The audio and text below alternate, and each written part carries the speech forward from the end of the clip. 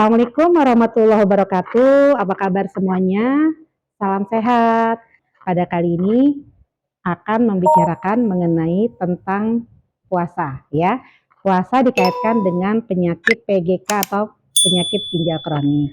Jadi tema kali ini adalah amankah berpuasa pada pasien PGK atau penyakit ginjal kronik atau bahasa Inggrisnya chronic kidney disease.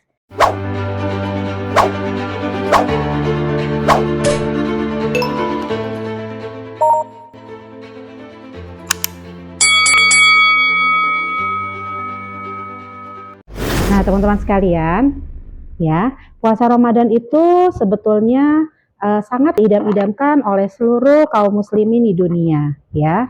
Kita lihat antusias kaum muslimin menyambut Ramadan itu luar biasa sekali, ya.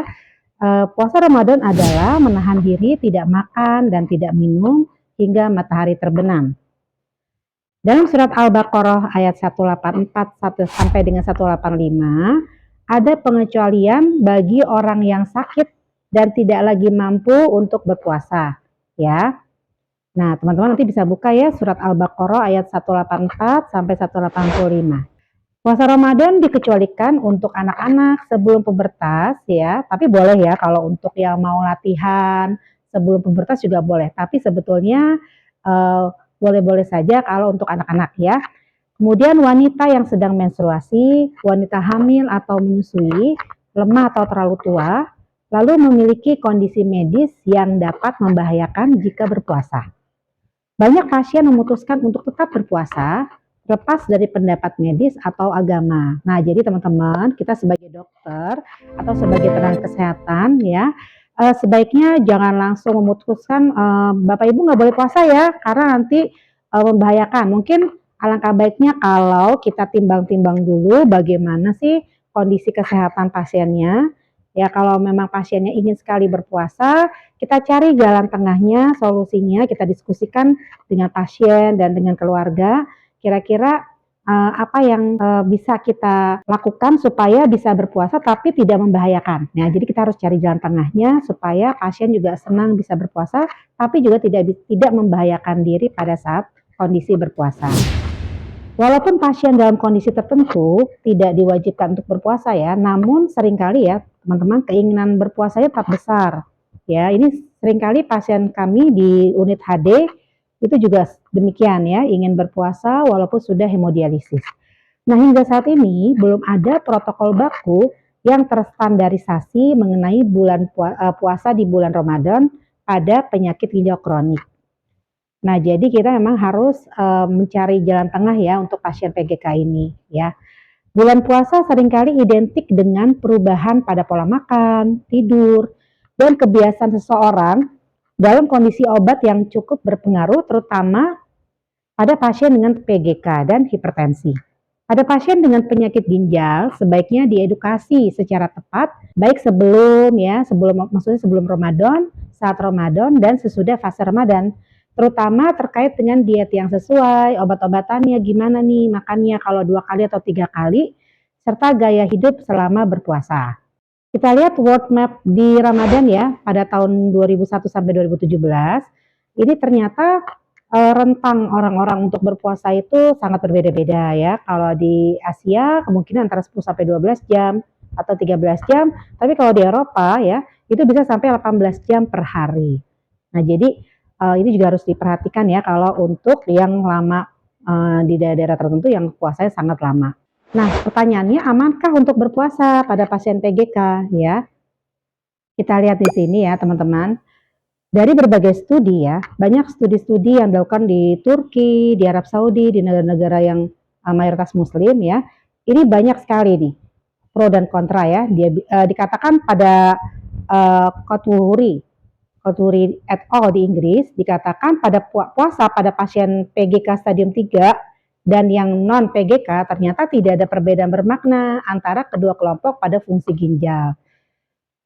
Dan juga pada Ekinci ya et al. Dikatakan puasa pada PGK dan non PGK juga tidak ada perbedaan pada NGAL.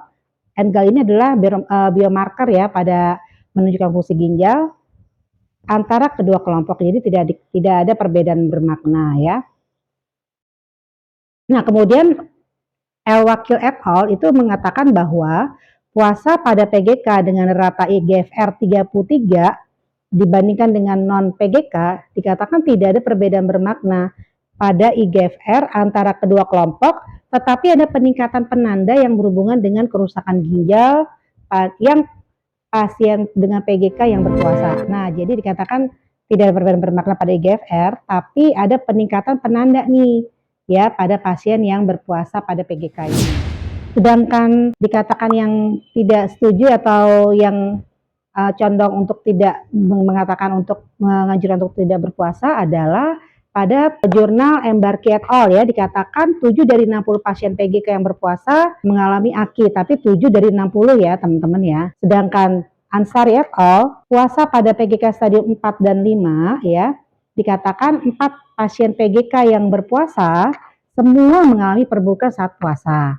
Sedangkan pada penelitian Baloglu et al. Puasa pada stadium 2 dan 3 dikatakan 27 dari 117 pasien PGK yang berpuasa mengalami akut kidney injury atau AKI ya. Sedangkan Bakit et al. Dikatakan puasa pada PGK stadium 3 dan sampai 5 dikatakan hasilnya 15 dari 65 pasien mengalami AKI selama Ramadan dan 7 dari 65 pasien mengalami AKI dalam 3 bulan setelah Ramadan. Nah, jadi bagaimana nih, amankah untuk berpuasa? Nah, kita lihat ya, ternyata kalau kita bandingkan ya antara risiko ringan, risiko moderat, dan risiko tinggi, jadi kita bisa bagi berdasarkan PGK stadiumnya ya. Kalau stadium ringan itu 1 dan 2, moderat antara 3 ya, yaitu 3B, sedangkan risiko tinggi 4 dan 5. Yuk kita lihat perbedaannya bagaimana. Kalau pasiennya mempunyai keinginan untuk berpuasa tinggi ya, maka lanjutkan dengan pembagian stratifikasi risiko pertimbangkan usianya, kerentanan, dan riwayat puasa sebelumnya. Kalau dia risiko tinggi, disarankan untuk tidak berpuasa ya. Sangat tinggi ini, sangat tinggi itu yang tadi ya 4 dan 5. Sedangkan risiko tinggi itu juga saran sebaiknya tidak berpuasa. Sedangkan risiko menengah atau rendah boleh berpuasa, tapi ya teman-teman, apabila gaya hidupnya sesuai, pengobatannya juga baik ya, tepat waktu, patuh pada pengobatan itu boleh-boleh saja. Nah, pada pasien yang resiko sangat tinggi, apabila pasien tetap memilih melakukan ibadah puasa, lakukanlah dengan hati-hati dan didiskusikan dengan ahli agama atau orang terdekat ustazah atau ustadznya ya, sehingga nanti kalau ada apa-apa bisa dikonsultasikan juga dengan dokternya. Sedangkan yang resiko tinggi, apabila pasien tetap memilih melakukan ibadah puasa, pertimbangkan pengalaman puasa sebelumnya. Bagaimana sih kemarin-kemarin, apakah kuat, adakah ada masalah ya. Apabila memperberat kondisi penyakitnya, tinjau ulang lagi nih pengobatan dan gaya hidup pasiennya. Sedangkan yang resiko menengah atau rendah, pastikan pasien menjalankan terapi dan gaya hidup yang tepat seperti rehidrasi yang cukup, tidur yang cukup ya, sehingga hal ini tidak membahayakan. Nah, ini diambil dari British Islamic Medical Association tahun 2020. Kita lanjutkan lagi ya. Kalau risiko sangat tinggi yaitu pasien PGK stadium 4 dan 5 dengan laju filtrasi glomerulusnya di bawah 30 ml per menit. Atau pada pasien yang menjalani HD atau hemodialisis dan CAPD atau peritoneal dialisis. Lalu pasien PGK yang sedang hamil, pasien penyakit ginjal yang membutuhkan terapi imunosupresi, lalu pasien PGK dengan riwayat penyakit jantung atau otak ya, atau kita sebut dengan penyakit kardiovaskular, lalu pasien PGK dengan pengobatan tolvaptan. Nah, ini namanya sangat tinggi. Sedangkan pembagian risiko tinggi yaitu pasien PGK stadium 3 di mana laju filtrasi glomerulusnya ya antara 30 sampai 60.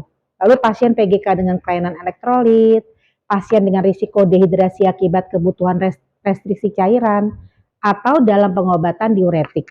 Lalu pasien PGK stadium 1 dengan 3 dengan pengobatan ACE inhibitor atau ARB misalnya ya dengan mendapatkan kandesartan, ramipril, lisinopril ini harus hati-hati ya. Lalu yang kita sebut dengan risiko menengah atau rendah adalah pasien PGK stadium 2 ya dengan fungsi ginjal yang stabil. Lalu pasien PGK yang rentan terhadap kejadian infeksi saluran kemih atau pembentukan batu, dan yang ketiga hipertensi. Paper dari atau jurnal dari Nutrition and Metabolism Does Ramadan fasting affect hydration status and kidney function in CKD patient? Nah, ini kesimpulannya ya. Kesimpulannya, berpuasa pada bulan Ramadan menyebabkan penurunan secara signifikan pada status hidrasi dan kadar BNP plasma dengan tingkat GFR yang menetap tanpa meningkatkan risiko terjadinya depresi volume dan penurunan fungsi ginjal.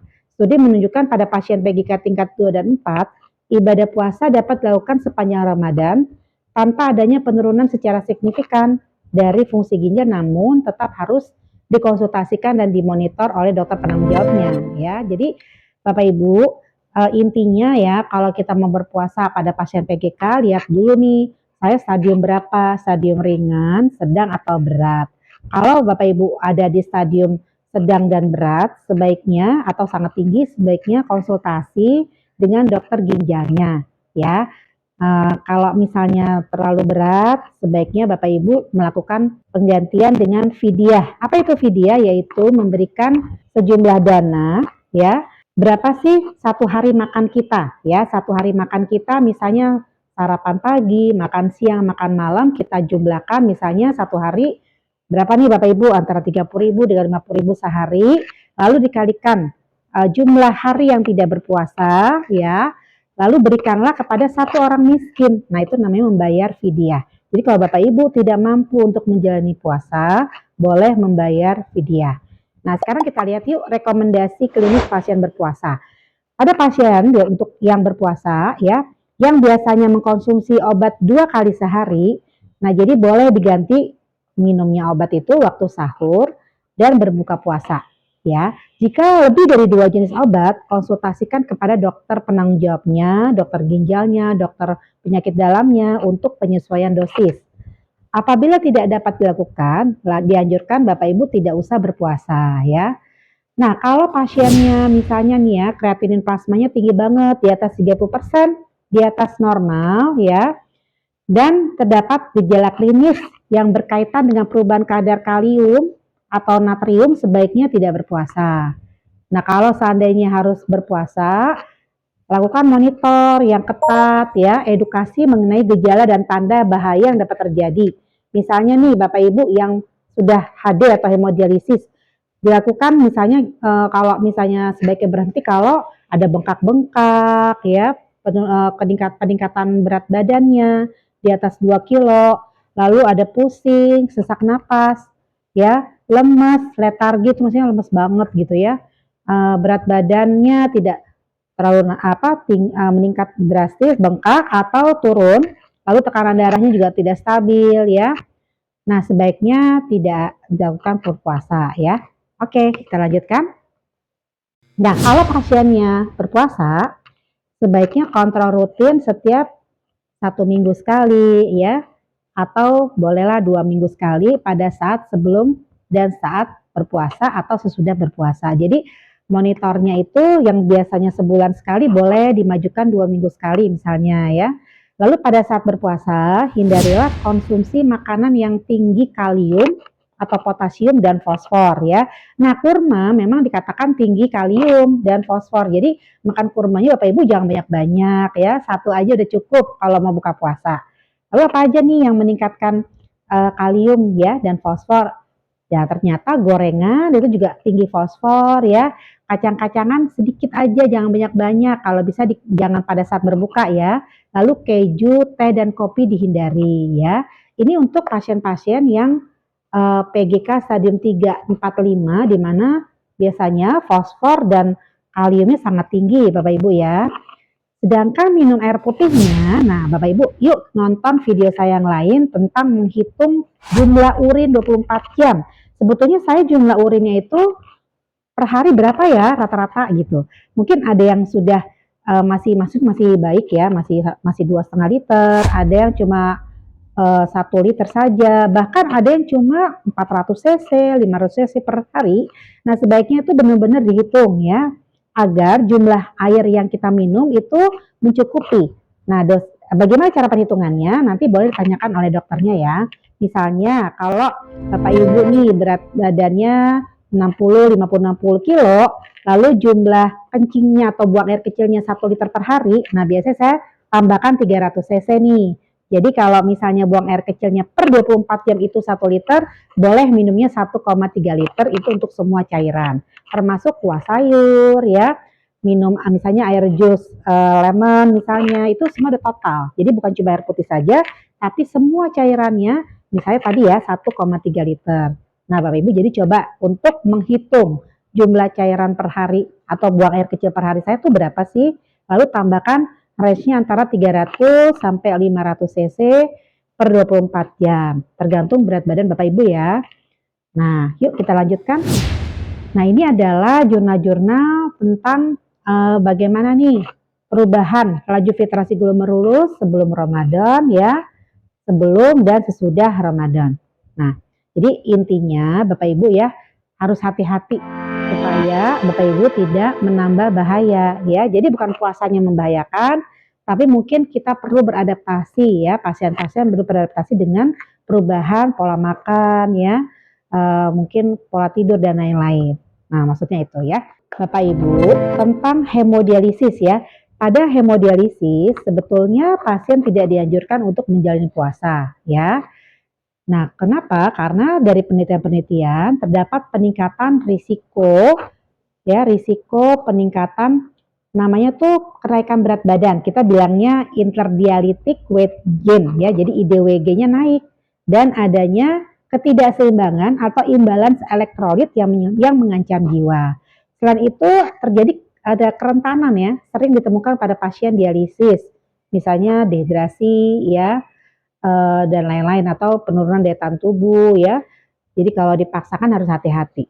Pada pasien dialisis seringkali harus memenuhi diet yang sesuai yaitu rendah kalium dan fosfat, di mana seringkali sulit dipenuhi saat berpuasa sehingga ditakutkan tidak dapat memenuhi kebutuhan nutrisinya. Apabila tetap nih Bapak pasiennya maksa ya, pokoknya saya harus berpuasa gitu. Pada pasien HD nggak apa-apa berpuasa, tapi harus dikonsultasikan dulu nih ya, dan dilakukannya pada hari tidak dilakukan HD atau non dialisis dengan perhatian yang ketat terhadap dietnya, nutrisinya bagaimana, dan keseimbangan cairan. Nah, jadi Bapak Ibu yuk diskusikan dengan saya nih di poliklinik atau dokter-dokter di rumah sakit manapun ya, supaya Bapak Ibu benar-benar nih buat jadwalnya, pola makannya bagaimana ya, makan obatnya bagaimana sehingga siap menjalankan puasa di hari yang tidak dilakukan dialisis ya. Nah, bagaimana dengan pasien peritoneal dialisis atau CAPD? Pada pasien yang menjalani peritoneal dialisis tidak dianjurkan untuk menjalani puasa. Jika pasien menjalankan ibadah puasa, diskusikanlah dengan nefrologis terkait ya. Nah, berdasarkan suatu studi, pasien harus menjalani beberapa modifikasi signifikan dari regimen terapi peritoneal dialisis jika berpuasa, di mana durasi puasa dianjurkan tidak lebih dari 14 jam. Nah, Bapak Ibu yang mungkin di Asia Tenggara atau di Indonesia masih bisa nih 12 sampai 13 jam. Tapi kalau lebih dari 14 jam, sebaiknya diskusikan lagi ya dengan dokternya. Jika diperlukan, pasien dapat memilih regimen PD-nya. Ini yang bagaimana gitu, yang jangka panjang kayaknya. Ya, misalnya modified continuous ambulatory PD, di mana pertukarannya dengan jumlah 3 kali pada malam hari dan infus icodextrin ya, namanya tuh icodextrin itu lebih dipilih pada pasien yang usia muda. Nah, sedangkan yang modified continuous cycling PD dengan pertukaran dalam 6 sampai 7 jam dan infus codextrin atau continuous cycling peritoneal dialisis atau CCPD ini mungkin lebih dipilih pada pasien yang sudah tua.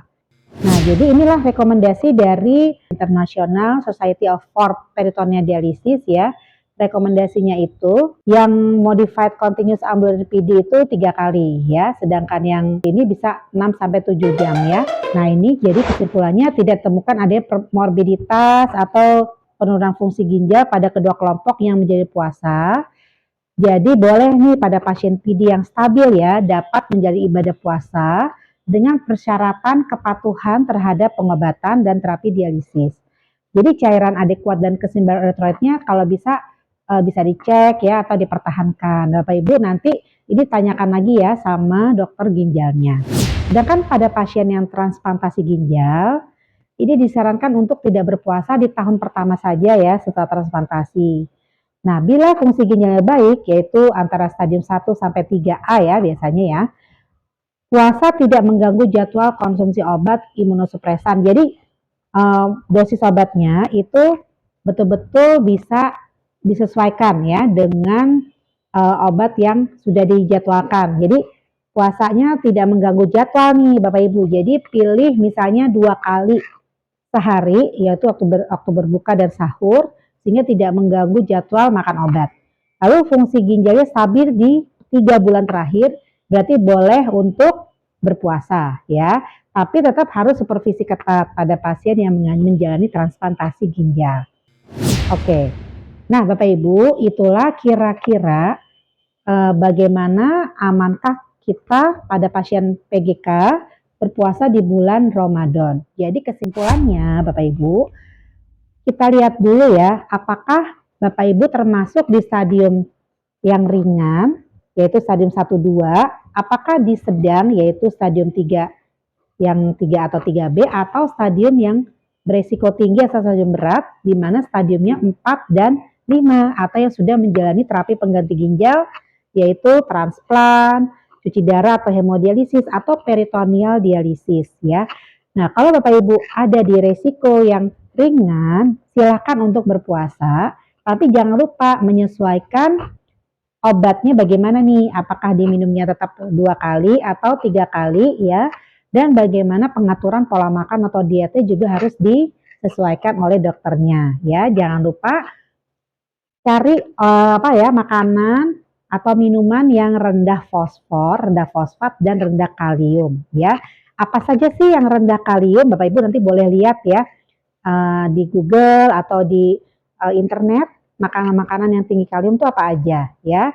Nah, kalau sebaiknya yang aman itu yang rendah kalium itu atau rendah fosfor itu yang tidak makan daging-daging yang merah ya, gorengan itu sebaiknya dihindari. Tapi kalau sayur-sayuran itu boleh banget ya, nggak apa-apa. Nah, Bapak Ibu, kalau minum susu carilah yang rendah lemak supaya fosfornya juga rendah ya. Jadi sayur itu cukup aman ya. Protein dari nabati dan tumbuhan juga cukup aman. Ikan juga baik. Nah, jadi gantilah dari daging-dagingan yang banyak mengandung fosfor dan kalium itu ke ikan-ikanan ya. Tahu atau tempe juga dibandingkan dengan daging itu fosfornya lebih rendah ya. Dan sayur-sayur hijau sangat membantu untuk meningkatkan nutrisi ya untuk pasien-pasien PGK. Nah, nanti Bapak Ibu boleh ya nonton video saya terkait dengan kesehatan ginjal dan Ramadan, itu ada lagi video yang lain. Nah, mungkin itu saja dari saya. Terima kasih sudah menyimak video ini. Assalamualaikum warahmatullahi wabarakatuh.